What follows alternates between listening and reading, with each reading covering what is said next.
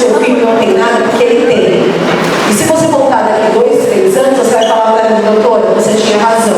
Eu perdi 2, 3 anos no desenvolvimento do Gabriel. Eu falo para ela que ela foi delicada, ela foi compota. Mas talvez se ela fosse muito fofa, eu não levasse tão a sério o que estava acontecendo. Quando a gente saiu dali, a gente tinha algumas certezas. 3 certezas absolutas. Primeiro, a Gabriela era autista, ela não tinha a menor dúvida. Meia hora de consulta, ela fechou o diagnóstico dele. Depois que a gente conheceu o autismo, se eu soubesse isso do autismo, um ano e pouco eu já saberia que ele era autista. Mas eu não conhecia nada. Para mim, autista, eu só estava fazendo assim no canto da sala, era só isso que eu conhecia. Segundo, o autismo durava a vida inteira. Ela também não tinha dúvida disso, ela falou pra gente que isso era a vida inteira. E o terceiro, eu não tinha a menor ideia do que era autismo. E que se o autismo fazia parte do Gabriel, eu tinha que ter o autismo, então eu falei que meu filho. Porque ele funcionava de uma forma diferente, ele aprendia de uma forma diferente, ele se relacionava de uma forma diferente. E foi aí, na realidade, que eu consegui entender uma série de coisas. Eu consegui entender que nem toda criança que se joga no chão é porque a mãe é frouxa, porque a mãe não sabe o que está limite.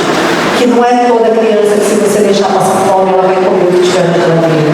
Eu descobri que nem toda criança que de repente, né, nem toda pessoa que tem um jeito de falar esquisito é porque a mãe ficava falando da de casa.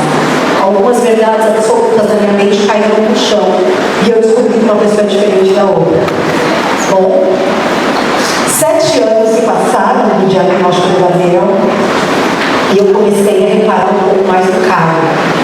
O Caio nunca teve nenhum atraso de desenvolvimento, nunca falou errado. Ele sempre foi muito bem na escola, ele tinha alguns amigos, ele ia na casa dos amigos, os amigos iam para casa.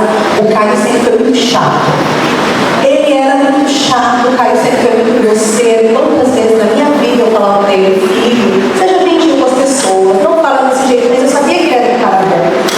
Até que um dia, eu estava conversando com ele, e a gente, não lembro exatamente por que a gente entrou nesse assunto, mas eu perguntei para ele, filho, como você se comportaria nessa situação? E ele falou, depende de quem eu tiver. Se eu estou com vocês, eu sou uma pessoa. Se eu estou com os meus amigos, eu sou outra pessoa. Se eu estou no meu serviço, eu sou outra pessoa. Eu falei, mas todo mundo é assim. Quando eu estou com os meus amigos, eu falo de um jeito. Quando eu estou fazendo palestra, eu falo de outro. Quando eu estou na igreja, eu falo de outra forma. Ele falou, não, você é a mesma pessoa em todos os lugares. Você fala e age de forma diferente de acordo com o contexto. Eu sou outra pessoa. E aí, quando eu perguntei para ele, por que é o Caio?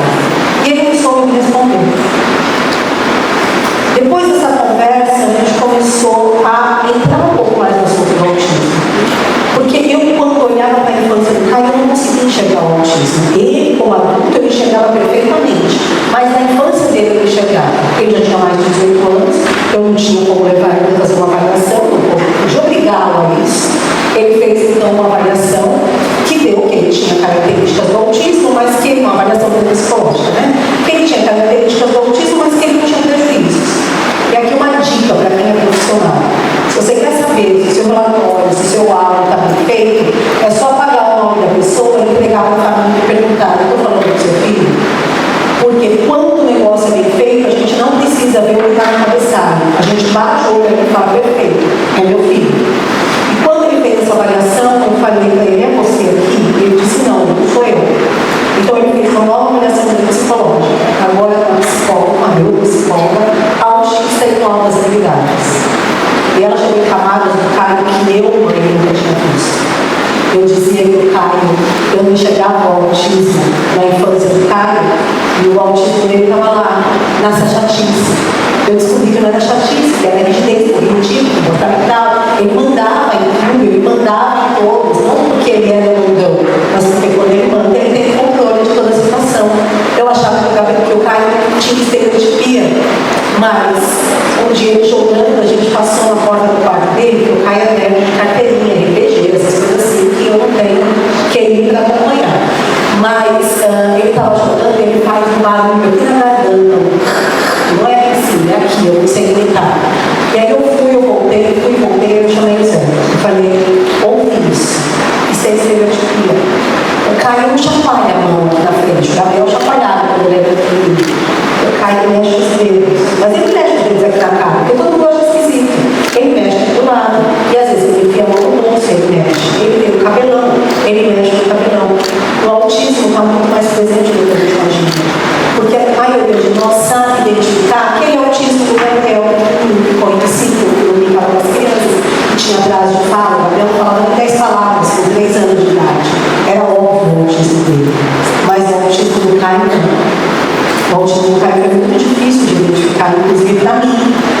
feito uma pós-graduação em prevenção do autismo, e já tinha feito uma pós de direito de inclusão da pessoa com deficiência e tudo mais, mas eu demorei para chegar nisso.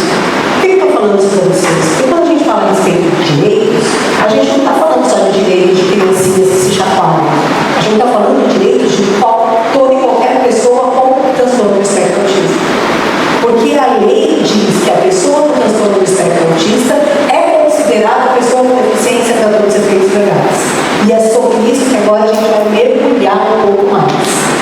Eu gosto muito dessa frase de Aristóteles, de 350 anos antes de Cristo. Eu acho que era espetacular. Se a gente tivesse entendido isso, eu precisava de um monte de lei no dia. Olha só que óbvio isso, acho que eu vou descer. Né? Porque aí eu não atrapalho o foco de ninguém. Tem mais coisas para vocês tirarem foco aí. Aristóteles dizia assim, que nós devemos tratar igualmente quem? Igualmente quem, gente? Eu falo com vocês, você vai responder, não é uma pergunta pessoal, tá? A gente deve tratar igualmente quem? Os iguais. E desigualmente quem? É meio óbvio, certo? Tratar igualmente quem é igual, tratar de forma diferente quem é diferente. Como? Na medida da sua desigualdade. Entender isso, desde 350 anos antes de Cristo, já estava muito claro que as pessoas são diferentes umas das outras e elas têm necessidades de suporte diferente umas das outras. Quando a gente pensa em direito, a maioria das pessoas pensa que o direito protege a igualdade das pessoas. Mas nós somos iguais? Não, nós não somos iguais. O que o direito protege é a equidade. O que é equidade? São as mesmas oportunidades para todas as pessoas. Esse exemplo é um exemplo antigo, mas que eu adoro. Qual que é o objetivo na primeira figura? O que eles estão tentando fazer na primeira figura? Pegar a fruta, certo? Ok, um bonequinho amarelo alcançou, um bonequinho preto alcançou. E o azul? Não. E aí alguém pode falar assim, mas quem está do lado dele pode dar uma fruta para ele, pode? Pode, mas ele não tem o direito de pegar a fruta a hora que ele quiser, do jeito que ele quiser, com a mãozinha dele, se é que ele tem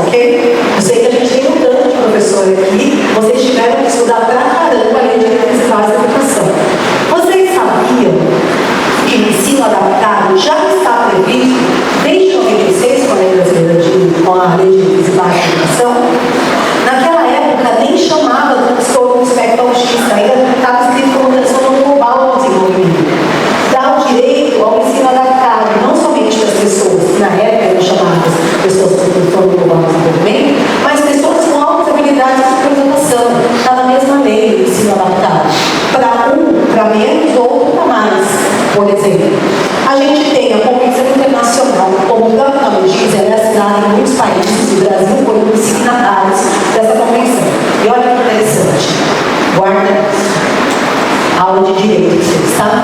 Ó, essa convenção aqui entrou na nossa legislação. Os terapeutas não têm uma pirâmide de evidência científica, onde eu tenho meta-análise aqui em cima, estudo de caso aqui embaixo, tudo mais? Então, no direito a gente também tem isso. Chama-se pirâmide de Kelsen. Esquece o nome, não tem um conceito, tá? Aqui em cima é onde a gente tem as leis mais importantes. A Convenção Internacional entrou na nossa legislação com força de emenda constitucional. Ela tem a mesma força da nossa Constituição. O que significa isso? Já ouviram falar a respeito de leis inconstitucionais? Já ouviram esse termo? Uma lei inconstitucional, uma lei que vai contra a Constituição, contra uma lei superior. Acreditem que tem um monte de lei constitucional no Brasil, que passou por um monte de comissão, que foi publicada, que foi sancionada e tudo mais, e é considerada inconstitucional. Vou dar um exemplo, ok? A gente estava com o prefeito aqui da cidade de manhã. Vamos imaginar, eu já ouvi falar que ele apoia pra caramba a causa e tudo, mas vamos usar ele de exemplo. Na Convenção Internacional fala que ninguém pode ser excluído do seu direito em razão da sua deficiência, ok? Essa é uma afirmação. Isso está lá na Convenção Internacional. Mas vamos imaginar que o prefeito faça uma lei dizendo que aqui na cidade de Vitória não pode ter mais de 3 alunos de inclusão por turma. Alguém já conheceu essa lei? Já ouviram falar dessa lei? Que não pode ter mais de 3 alunos de inclusão por turma? Então, essa lei não existe, ok? Em nenhum lugar do Brasil. Todo mundo acha que existe essa lei, todo mundo conhece a lei, uma lei urbana isso. Essa lei não existe de 3 alunos de inclusão. Mas vamos imaginar que o prefeito aqui faça essa lei, certo? Ok, vamos pensar o seguinte, como você chama? Rita, e você? Ana. Vamos pensar que a Rita chega lá na minha escola e fala, cara, eu quero matricular meu filho no 2º ano de manhã. E meu filho é uma pessoa autista. Ô, Rita, desculpa, eu já tenho 3 alunos de inclusão nessa turma, eu não posso receber seu filho. Aí chegando e fala, cara, eu quero matricular meu filho no 2º ano de manhã e ele não decide nenhum. Eu falo, ok, tudo bem, pode matricular. Se eu não estou excluindo o filho da Rita em razão da deficiência dele, ok. Então, ainda que a gente tivesse uma lei que falasse a respeito disso, que tivesse sido sancionada, que tivesse sido publicada, essa lei seria considerada inconstitucional. Entendem? Por isso que é tão importante vocês conhecerem o direito. Porque muitas vezes a gente está brigando por coisa que não é direito e a gente está aceitando coisa que a gente não precisava aceitar. A gente tem depois a tal da Lei 764, que eu vou falar dela, que a gente conhece como Lei Miliciana. Depois tem a regulamentação e a Lei de Inclusão da Pessoa com Deficiência. Essa e essa aqui são quase iguais, tá? Essa e essa são praticamente iguais. É uma releitura. Aqui tem formato de lei internacional, aqui está em formato de lei nacional. Ok? Mas você tem o mesmo conteúdo praticamente. Vamos entender bem essas duas definições, que elas são essenciais para a gente continuar a conversa. A Lei 12.764 diz que a pessoa com transtorno do espectro autista é considerada pessoa com deficiência para todos os efeitos legais. Entendeu? Não é a criança com transtorno do espectro autista. Não é o autista nível 3 ou nível 2 de suporte que é considerado pessoa com deficiência. Toda pessoa com transtorno do espectro autista é considerada pessoa com deficiência. Isso significa que o autismo não é uma deficiência, mas ele tem o status dele. Muitas vezes a gente fala que o autismo é deficiência por uma questão de retórica, porque fica chato falar, pessoa com transtorno do espectro autista considerada pessoa com deficiência. Então a gente acaba usando esse termo de que é deficiência, mas não, é o status dele, ok? Tem muita gente que tem medo dessa lei cair e tudo mais. Então acho que vale a pena a gente entender esse outro conceito que traz o Estatuto da Pessoa com Deficiência, o Estatuto da Pessoa com Deficiência como uma colcha de retalho. Tem um monte de leis que se referem a qualquer deficiência. E olha que interessante, diz assim, considera-se pessoa com deficiência aquela que tem impedimento de longo prazo. Só para diferenciar quem tem o braço quebrado de uma pessoa que perdeu a mobilidade do braço, ok? Que tem impedimento de longo prazo de natureza física, mental, intelectual ou sensorial. A gente tem vírgula, vírgula, vírgula e ou. Então, tanto faz qualquer um desses impedimentos, certo? Que contato que interação com uma ou mais barreiras, e as barreiras são as dificuldades. Que, por exemplo, uma pessoa que não anda, a barreira é a falta de uma rampa. Uma pessoa que não ouve, uma barreira pode ser a falta de um intérprete de Libras. Uma barreira para uma pessoa que não vê é a falta de uma audiodescrição, a falta de um livro braille, de um guia. E para uma pessoa autista, que pode ser uma barreira? A lei traz o termo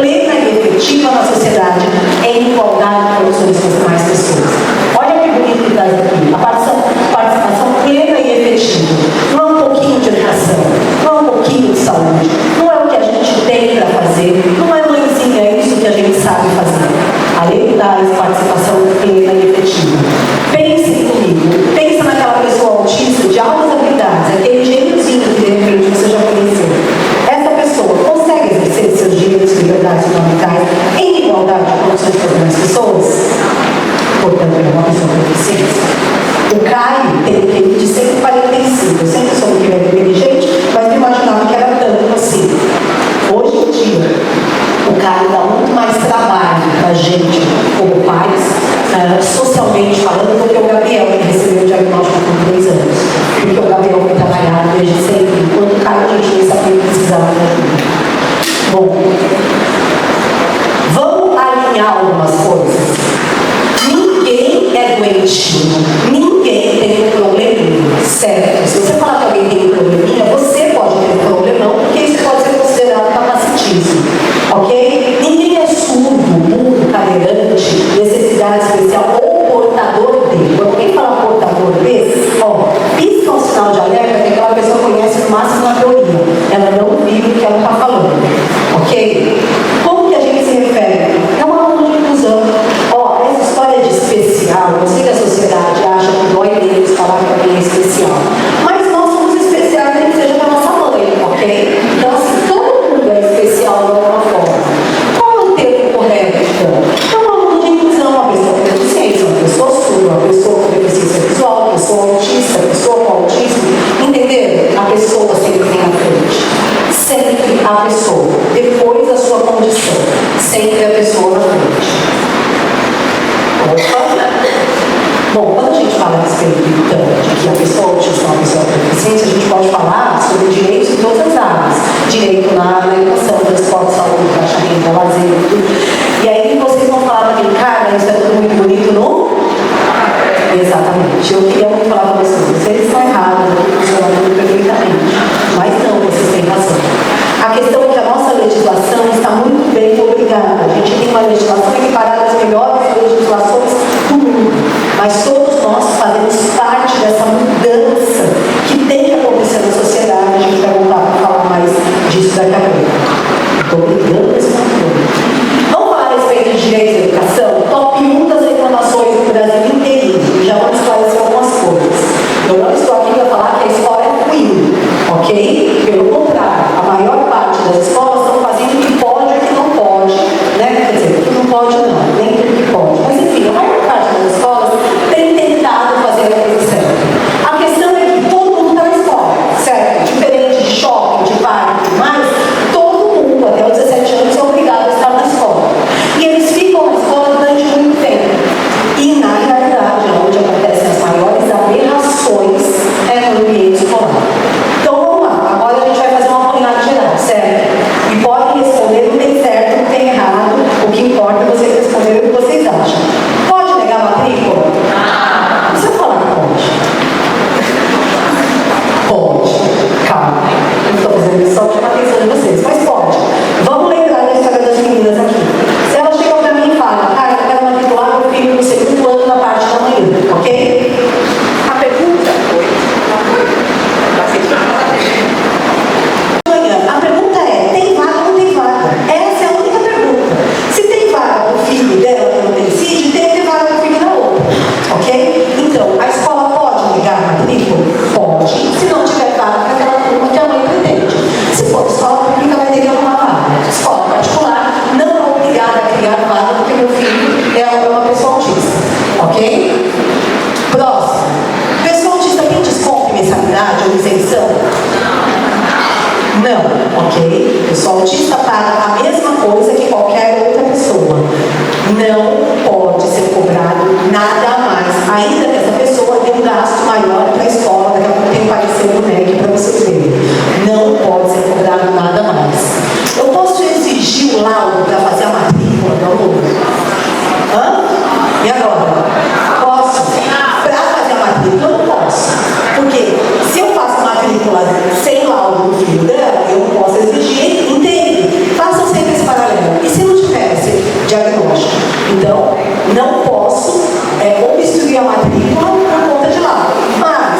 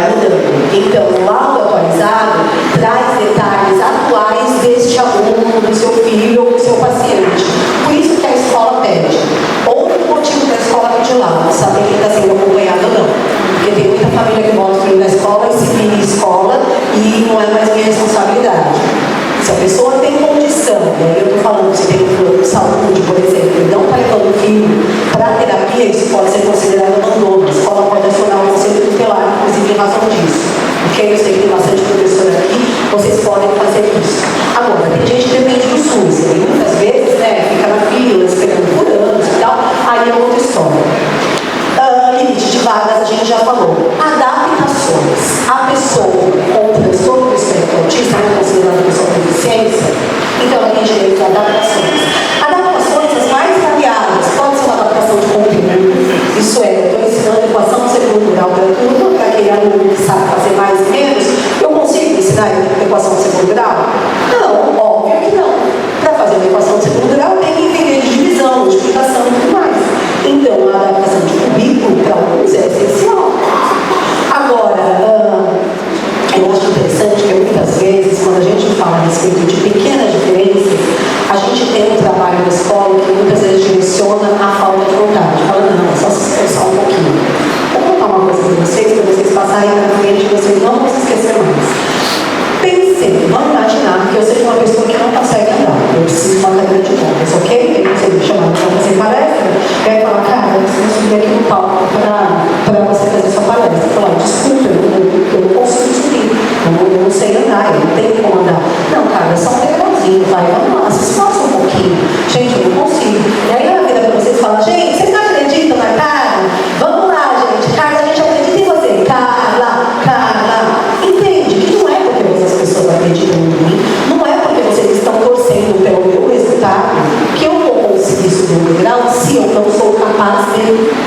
Isso tem acontecido constantemente com pessoas, em todos os níveis de instrução. Quando a gente fala de universidade, a universidade é um absurdo em negar adaptações para pessoas autistas, porque eles partem do princípio que se entrou na faculdade não é autista, né, gente? É muito inteligente, não precisa de adaptação nenhuma. Então, as adaptações podem ser as mais variadas. Pode ser uma adaptação no currículo, pode ser uma adaptação na forma de ensinar. Então, para alguns alunos, eu ensino a pontinha na lousa, para outros, eu vou pegar lápis, eu pego caminhos, eu pego o ábaco, eu pego o material dourado, enfim, eu ensino de forma diferente. A gente pode ter adaptação no material. A gente pode usar um caderno maior, por exemplo, um aluno pode usar um tablet na escola, caso ele tenha dificuldades. Vocês já sabem que alunos alunos que tenham dificuldade na coordenação fina, eles podem continuar usando letra bastão, mesmo quando você está ensinando letra cursiva para o resto da turma. Pode ter adaptações das avaliações. Trabalho em grupo é desesperador para pessoas autistas. Elas ficam apavoradas. Me responda uma coisa, qual é o objetivo da escola? Para ensinar? Não é que o aluno aprenda o que foi proposto? Ele precisa aprender da mesma forma que todo mundo? Se a gente faz, por exemplo, um seminário em grupo, a gente está ensinando também eles a trabalharem, mas eu tenho um aluno que não consegue, por que não eu permitir que ele faça o trabalho individual? Se todo mundo precisa apresentar o trabalho e ele não consegue apresentar o trabalho, por que ele não pode, por exemplo, fazer um vídeo em casa e só dar um play, por exemplo, quando está na escola? Por que ele não pode fazer uma apresentação muito boa em um vídeo, uma montagem, um trabalho escrito?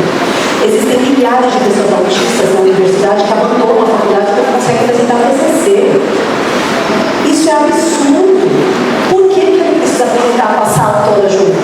Ele tem que apresentar para os professores? Ele pode apresentar através do vídeo, ele pode estar na sala do lado, para garantir que ninguém está passando nada para ele, tudo, e ele apresentar por trás de uma tela. Isso acontece muitas vezes em faculdade, mestrado e doutorado. Quando a gente fala do ensino fundamental, a gente pode ter adaptação do conteúdo. Quando a gente fala do ensino superior, não pode adaptar o conteúdo, não pode diminuir o conteúdo. Isso aqui é uma profissão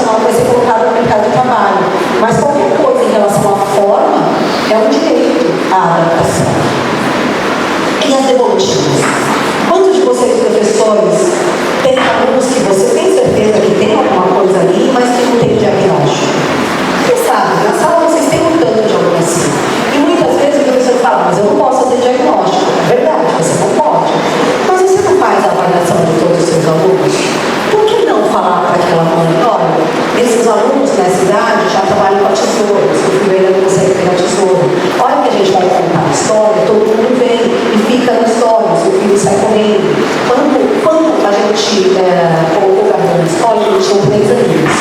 E no primeiro mês de aula, a escola chamou a gente. Naquela mesma semana, a gente tinha ido na neuropediatra, a gente já tinha o diagnóstico dele. Mas então a gente, como não fala nada, não sabia o que a escola ia colocar pra gente.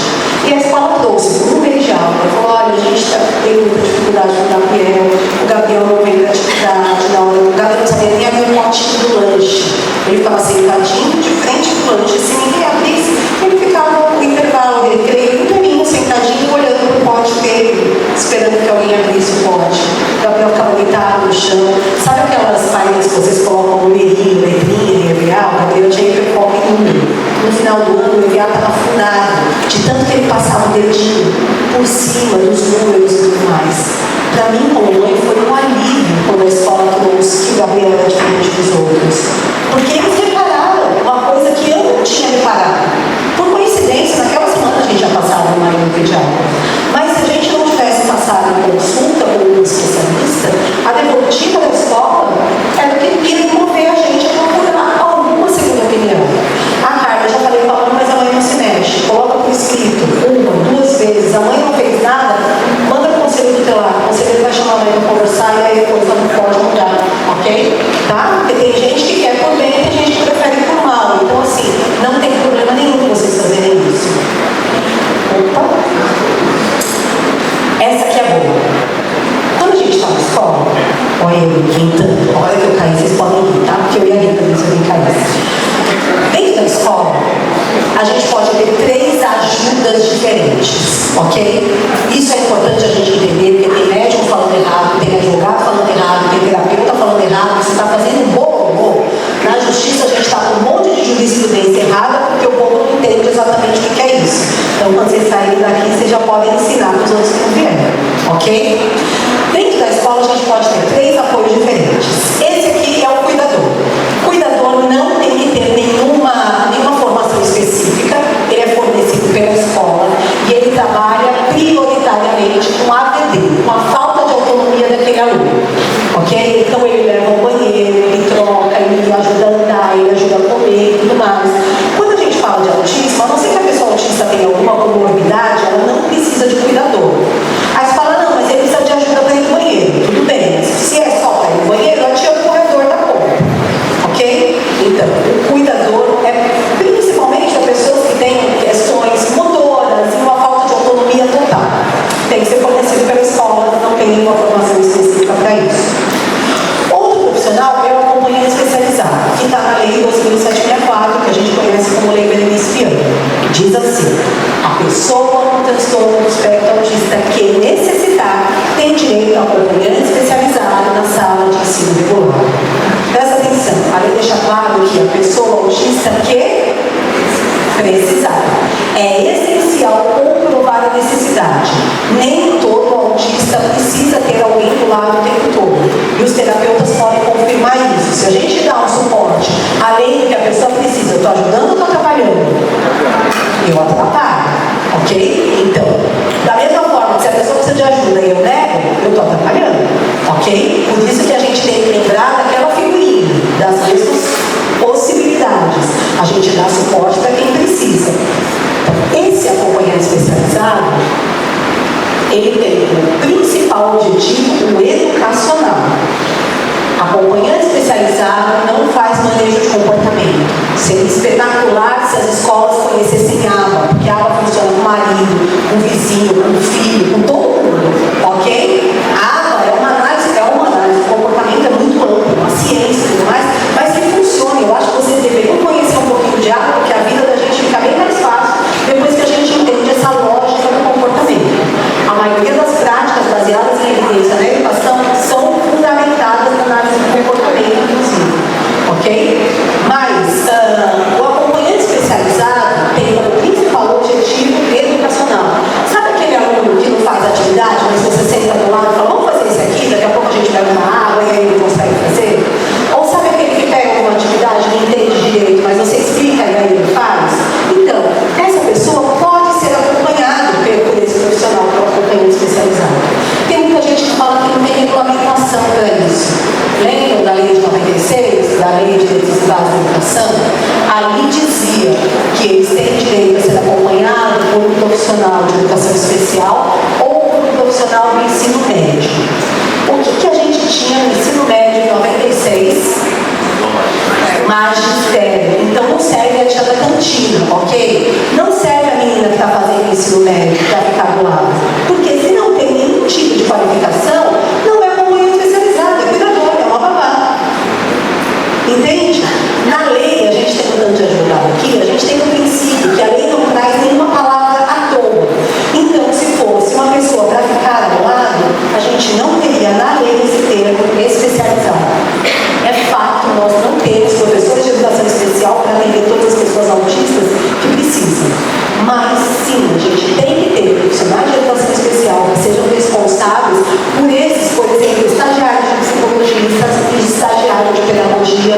Isso tem um custo baixo para a escola e a gente pode atender de forma adequada. Só que algumas pessoas vão precisar do tal do AT, assistente terapêutico. Qual é o papel do assistente terapêutico? Manejo comportamental. Se a gente está colocando AT para ajudar na lição, para entender o que a professora está falando, ele não é um AT. Ele está trabalhando com um componente especializado. Escola tem que dar AT?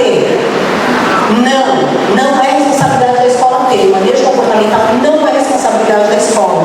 A escola se responsabiliza por questões educacionais, questões de autocuidado, mas manejo comportamental é responsabilidade da família, de forma particular, ou do plano de saúde. E aí, se você vai pedir do plano de saúde, só no processo. Tá bom? Hoje em dia ninguém consegue mais até esse processo. Mas é possível conseguir aquilo, desde que comprove a necessidade. Pessoas com alta agressão, heteroagressão, destruição de patrimônio, gente que entra em crise muitas vezes e tudo mais, é super possível conseguir aquilo. Agora, se você quer ter, ajudar seu filho a fazer lição, ou então informante, né? Porque tem muita mãe que usa AT de informante também.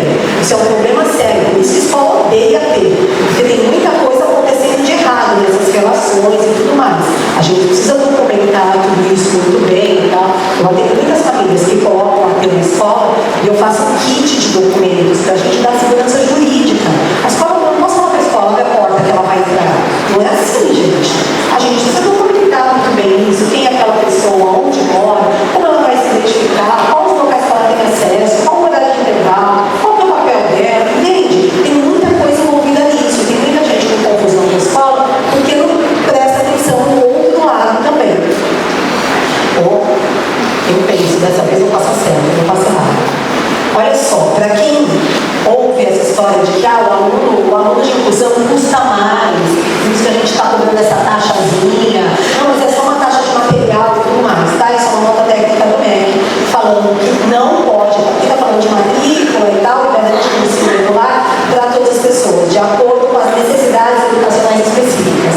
E aqui é muito claro, o custo desse atendimento vai integrar a planilha de custos da instituição do ensino. Não pode cobrar nada a mais por isso, ok? O MEC já deu uma nota técnica em relação a isso, para que a gente não tenha novidades aí para frente. Bom, uma das maiores brigas, volta um pouquinho, aí tá vendo? Quando eu acho que eu vou voltar para frente. Aqui. Tiraram? Foi? Posso ir? Aí agora eu vou acertar. Não. Eu não tô brincando, fazendo sério. Ó, uma das maiores brigas dos pais com escola é por causa do PEI. Toda mãe agora quer PEI, eu quero PEI, eu quero PEI, aí a escola fica desesperada porque não sabe fazer PEI.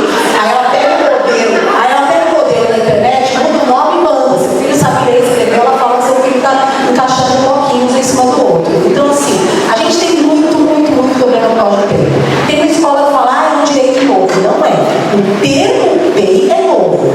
O nome, plano de ensino individualizado, PEI, entrou na nota técnica do MEC, ok? Foi homologado e tudo mais. Mas o ensino adaptações está desde quando? O direito a adaptações e ensino? Desde 96, certo? Então essa história de que é novo, a gente ainda não aprendeu, enfim, não corre, tá? Tem que ter. Mas afinal de contas, o que é PEI? Todo aluno de inclusão tem que ter PEI? Depende. Se aquele aluno aprende igual todo mundo, ele precisa de PEI? Não. Eu tenho um aluno autista que adora inglês, ele tá mais adiantado ainda do que a turma. Ele precisa de PEI para inglês? Não. Mas ele tem muita dificuldade em português. Ok, ele tem que ter PEI para português. Entende? Não é para tudo, é para aquilo que ele precisa, é para aquilo que ele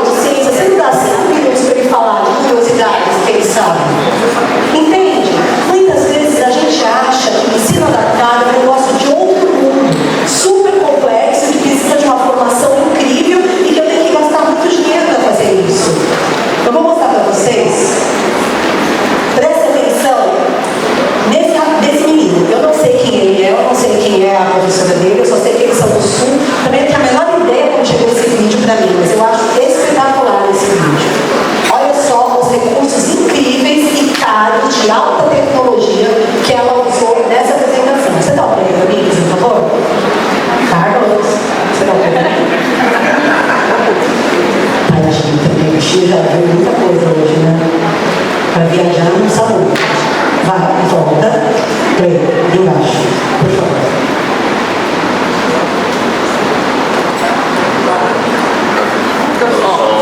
Calma, me percebeu que está sem som. Carlos, som, por favor.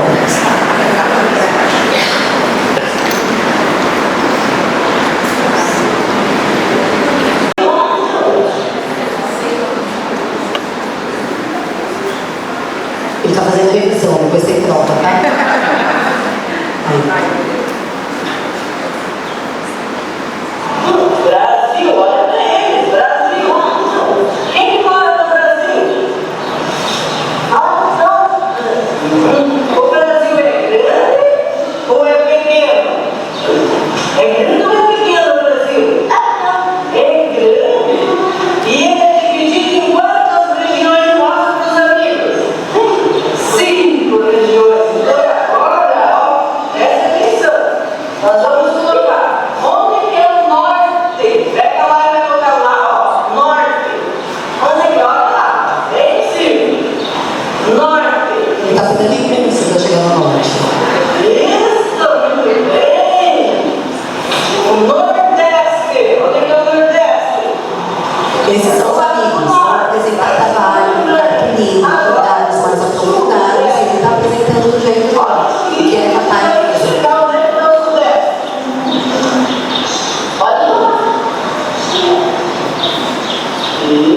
Ele se sentiu seguro, precisando de reforço, pode colocar isso. E agora sul. Onde que fica o sul? Baixo, muito bem. Em qual dessas regiões a gente mora? Vem por aqui. Qual que é a região?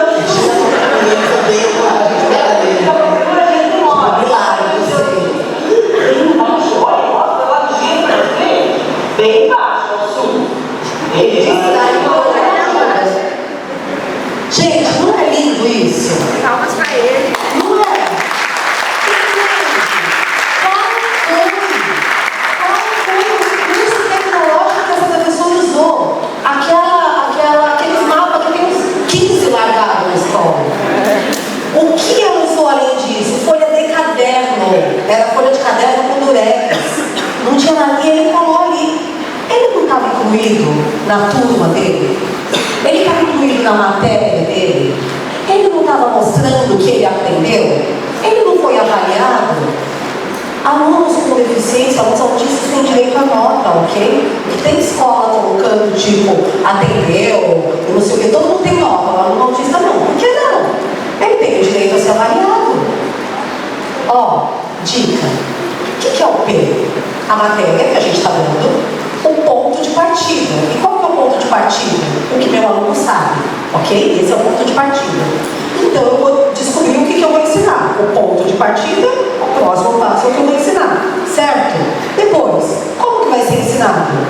Aquele exemplo que eu dei, vou ensinar com carrinho, vou ensinar com material dourado, vou ensinar com água. Como que eu vou ensinar? Como que eu sei que ele aprendeu? Avaliação. Então, a cada 10 testes que eu dou para ele, ele acertou 8. Legal, ele aprendeu. Isso é a avaliação. E o passo seguinte.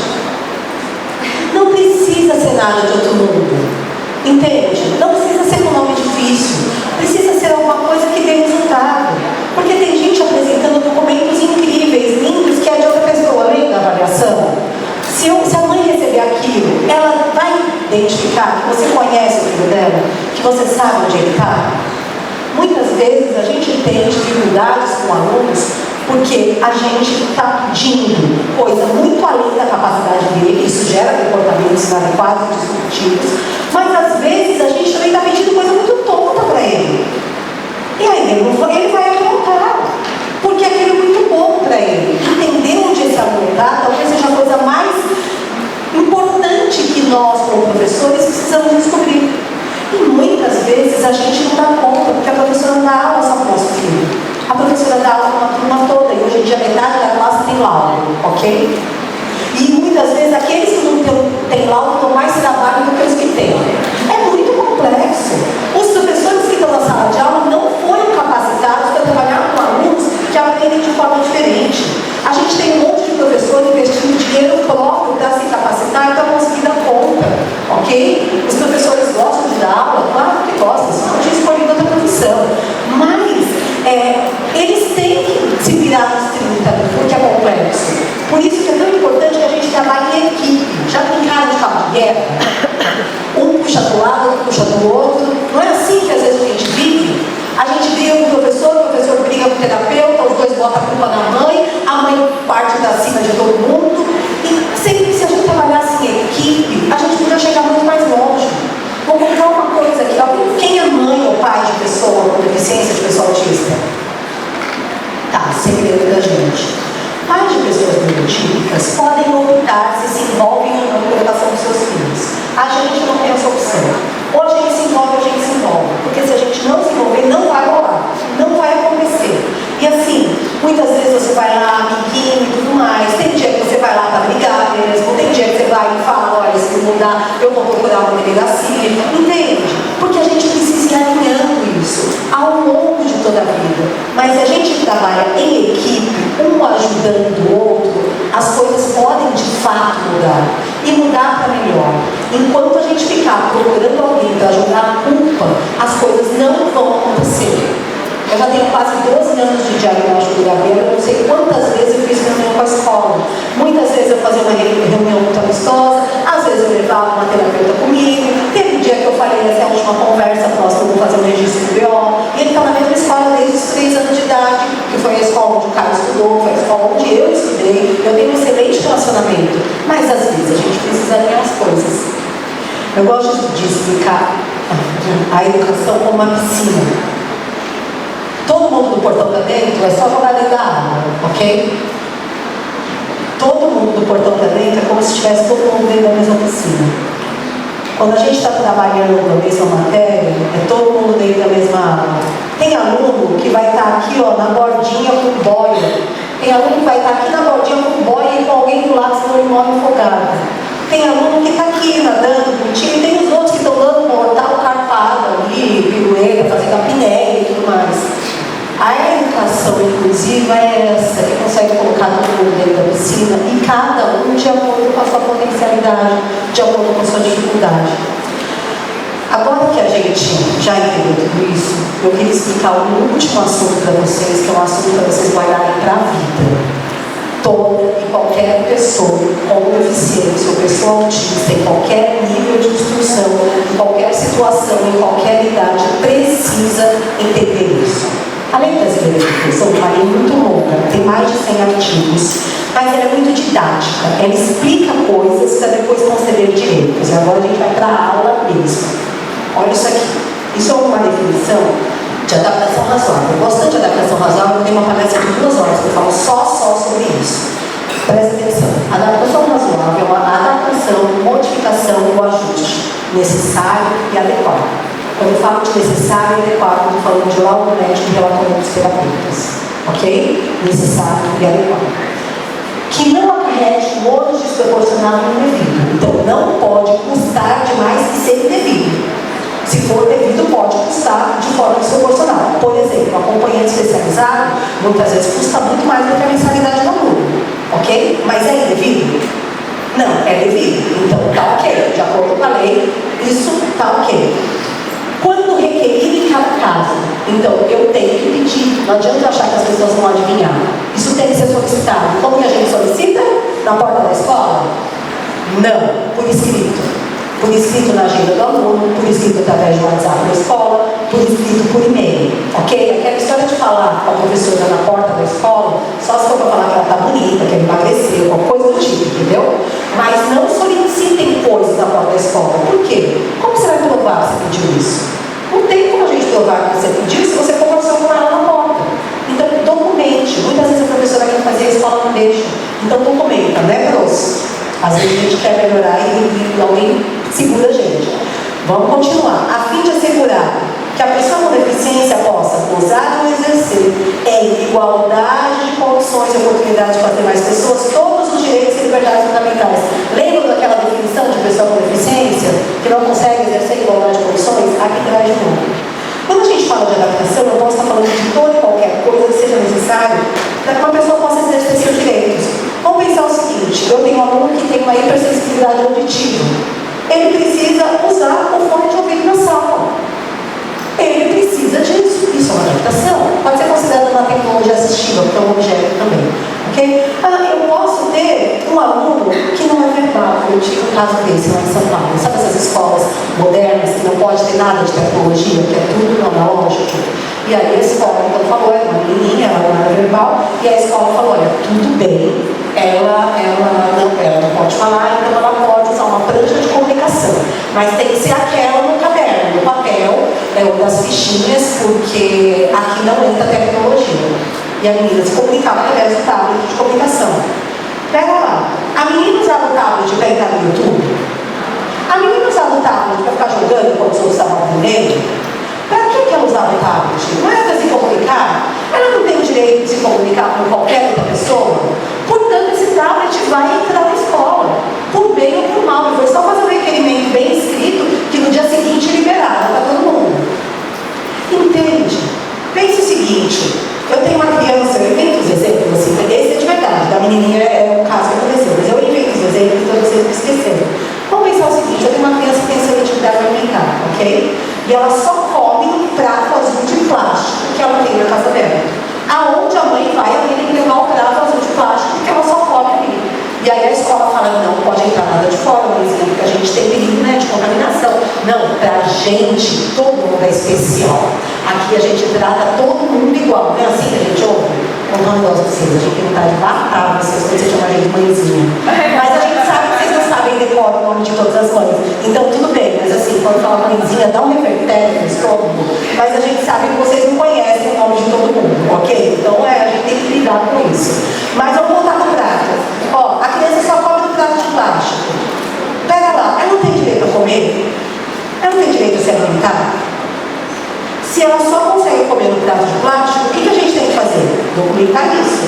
Então eu vou pegar o médico, vai falar que ela tem seletividade alimentar, eu vou pegar o nutricionista, eu vou pegar a lista o analista de comportamento que vai colocar que ela só consegue comer no prato azul. E esse prato azul vai ter que entrar, porque é a única coisa, a única possibilidade dessa criança comer. Entenda, qualquer coisa que seja necessária no quadro é considerada uma adaptação razoável. Agora, olha o que está escrito nessa mesma lei no artigo 4. Diz assim: toda pessoa com deficiência tem direito à igualdade de oportunidade com as demais pessoas e não vai sofrer nenhuma espécie de discriminação. Isso é meio chover no molhado, todo mundo sabe disso, ok? Mas lembra que eu falei que a lei brasileira de inclusão é didática? No parágrafo 1º, ela explica o que é discriminação. E olha só, presta atenção.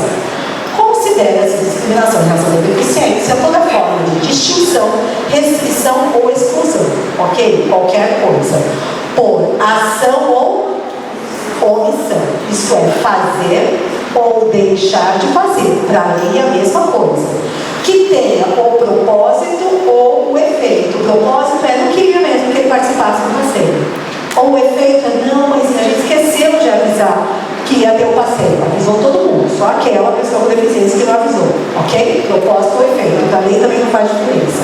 Do que? Prejudicar, impedir, anular o reconhecimento ou o exercício dos direitos e das liberdades fundamentais da pessoa com deficiência, incluindo a recusa de adaptação razoável ao conhecimento de tecnologia assistiva. Ó, vamos voltar. Se eu tenho lá um relatório, eu pedi por escrito, eu expliquei por que ele precisa. Opa. Se negar, isso é o quê? Discriminação. Se a gente fez o caminho certo, foi negado, isso é discriminação. A gente sai da esfera civil e vai para a esfera penal. É registro de boletim de ocorrência. E no artigo 88 dessa mesma lei diz que se a discriminação é praticada porque tinha a obrigação do cuidado dessa pessoa, tem a pena aumentada em 1/3. A coisa é muito séria. Óbvio que você não vai chegar lá na escola já com essa conversa, entende? Você vai chegar de pouquinho em pouquinho e tudo mais. Mas se não resolver, você pode pensar, ok, essa é a minha última conversa. Explica o que está aqui. E se isso não acontecer, eu vou procurar uma delegacia. E hoje em dia a gente não precisa ir nem pessoalmente, você faz online. Ok? Então a gente vai Então vamos lá. A gente vai documentar e justificar a necessidade do aluno, ok? Lá no relatório. Seu filho tem uma equipe, você é de uma equipe multidisciplinar, você trabalha com essa pessoa, você pode levar para a escola dica de onde está o desenvolvimento desse aluno. Tem uma equipe boa? Leva isso. Pense o seguinte, a escola não inventa o que ela ensina, ela precisa cumprir o que está no currículo nacional. Então uma pessoa no terceiro ano, lá no Amazonas, uma pessoa no terceiro ano em São Paulo, aqui, tem que aprender a mesma coisa. Pega o currículo nacional, leva para eles as dicas, onde está o desenvolvimento do seu filho, do seu aluno, enfim, ok? Porque eles podem usar isso. A gente não vai ensinar o professor a ensinar. Quem entende de ensinar são eles, mas a gente vai levar dados do seu aluno, do seu paciente, do seu filho, para que possa acontecer melhor. Depois disso, sugiram adaptações. E, por favor, terapeutas, coloquem linguagem simples. Vou dar um exemplo, ok? Às vezes vocês colocam lá, aquela pessoa tem muita dificuldade na comunicação expressiva, receptiva, hipersensibilidade tátil, rigidez cognitiva comportamental. O professor não é obrigado a entender o que está escrito ali. Traduz isso. Muitas vezes eu trabalho traduzindo relatórios. Fala que ele não consegue colocar o dedinho em texturas melequentas. Então, quando for oferecido, por exemplo, guache, tinturadeiro, oferece uma esponja, um pincel, um carimbo, uma luva. Ele tem dificuldade na leitura. Explica melhor. Ele consegue entender o texto de quantas linhas? De 4 linhas? O professor não precisa fazer outra prova. É só o professor separar. Ele não consegue, ele tem TDAH junto, que é meio pacote básico, né? Tem TDAH, fica assim no mesmo ponto, quase na maioria das pessoas. Então, coloca lá, professor, em vez de fazer, o professor é craque, fazer 4 perguntas na mesma, né? Quem é TDAH até que não pia isso. Explica isso. O professor faz pergunta 1, dá um espaço, pergunta 2. É só dar enter na prova quando eles preparam a prova lá. Mas muitas vezes eles não sabem. E se o aluno não entendeu o que foi pedido, ele vai responder errado. Não porque ele é burro, ou porque ele não entendeu a matéria. Muitas vezes ele entendeu o que foi perguntado. Porque ele tem linguagem concreta, objetiva, pragmática. Quando a maioria das pessoas tem a linguagem subjetiva. Por exemplo, vou voltar para matemática, né? Eu sou professora de matemática, eu dei aula de figuras geométricas para vocês, ok? No final da aula, eu dei um papel sulfite para cada um e eu falei, falem sobre a parede atrás de mim, certo? Aí todo mundo entendeu, eu sou professora do quê? Matemática. Eu dei aula de figuras geométricas, portanto, eu quero que vocês falem sobre o que na parede? As figuras geométricas da parede. Então, atrás tem o relógio que é circular, tem aqui o telão que é quadrado, tem o ar-condicionado que é retangular, enfim. Aí, de repente, vem um aluno autista e responde: essa parede é feia, ela é grande, ela está suja, isso não é parede, isso é drywall, entende? Aí você coloca o quê? Que está errado. A questão é que você entendeu o contexto. A pessoa autista não entendeu o contexto, ela respondeu literalmente. A maioria das pessoas, principalmente quando a gente fala de pessoas que viveram no suporte, tem muito problema na escola, não é porque não aprenderam, mas porque não entenderam o que foi perguntado, tá bom? Bom, solicita por escrito, espera 15 dias, procura a Secretaria de Educação. Muitas vezes com a Secretaria de Educação a conversa muda, ok? De novo, o que você solicitar, leva uma cópia para eles assinarem que eles receberam. Ou manda por e-mail, confirmação de recebimento e tudo mais. Se eles negarem, manda por SEDEX. Tá? Porque aí o SEDEX não dá para eles falarem que eles não recebem. Mais 15 dias, Ministério Público, boletim de ocorrência, ou se for escola particular, consumidor.gov.br, retorne aqui e tudo mais, e se tudo isso não der certo, você pode procurar um advogado. Quando a gente fala de escolas particulares, isso aqui depois a gente. Isso aqui são todos os direitos, a gente falou só de um direito, tá? Deixa eu até afastar aqui para vocês. Esse aqui são todos os outros direitos que uma pessoa com deficiência pode exercer de forma diferenciada. É muita coisa, porque a vida dessa pessoa precisa ser impactada. Ela precisa trabalhar, ela precisa viver, ela precisa ter saúde, tudo de acordo com suas necessidades. Tá bom? Para quem ficou desesperado, aqui tem um, que aí vocês baixam o e-book, é de graça. E aí eu explico tudo, todos os detalhes, é de graça, tá? Mais de 250 mil pessoas já baixaram esse e-book. Vocês podem fazer o que vocês quiserem com isso. Tá. Vocês podem fazer o que vocês quiserem com isso, tá? Pode compartilhar com quem vocês quiserem, pode fazer post, pode fazer vídeo, só não pode vender porque eu estou dando de graça. Fora isso, vocês podem fazer o que vocês quiserem, tá bom? Posso? O outro? Tá. Vocês têm um grupo, não tem?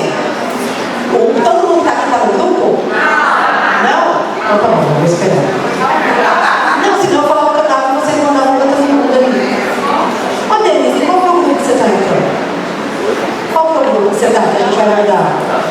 Ah, tá, na mais. Vocês não estão na dúvida mais? Porque eles não podem entrar? Não pode, vocês não são bem-vindos no grupo mais. Mas a gente podia fazer um grupo aqui do evento. Que aí todo mundo fica aqui já se prepara para o próximo.